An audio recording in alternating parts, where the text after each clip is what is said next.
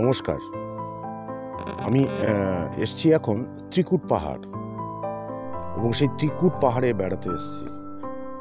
এবং আপনাদের একটা দুঃখের সংবাদ যেটা আপনারা শুনেছিলেন, যে এই যে রোপওয়েটা, যে আমার পিছনে যে রোপওয়ে সিস্টেমটা আছে, রোপওয়ে লাইনটা আছে, সেই রোপওয়েতে গত বছরখানিক আগে একটা অ্যাক্সিডেন্ট হয়েছিল এবং অ্যাক্সিডেন্টে একজন মারা যায় এবং ঝুলেছিল বেশ 2 দিন না 3 দিন ঝুলেছিল, আমার সঠিক এটা মনে নেই। সেই রোপওয়েটা এখন বন্ধ আছে, তারপর থেকে রোপওয়েটা বন্ধ আছে। সেই রোপওয়ের এখানে এসেছি, জায়গাটা নির্জন হয়ে গেছে, এখানে লোকজন আসে না, অল্প 1-2 জন আসে।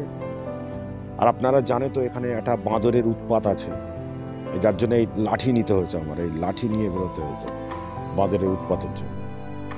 এইখানটাতে যেহেতু এরকম একটা দুর্ঘটনা ঘটেছে বলে রোপওয়েটা বন্ধ। আমার ক্যামেরাম্যানকে বলবো যে এই রোপওয়ে লাইনটা আবার দেখাতে, মানে বন্ধ আছে, কোথাও আটকে দেওয়া আছে, চলছে না।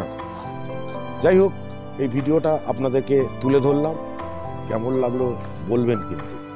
ভালো থাকবেন, সুস্থ থাকবেন, আর আমার ভিডিওর সঙ্গে থাকবেন।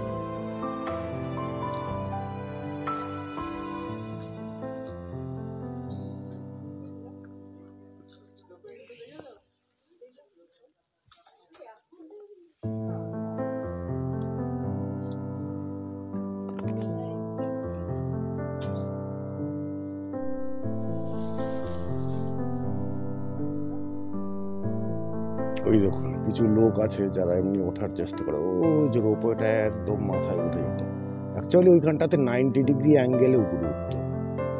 যাই হোক, ছোট্ট ভিডিওটা আপনাদেরকে দেখার জন্য ধন্যবাদ।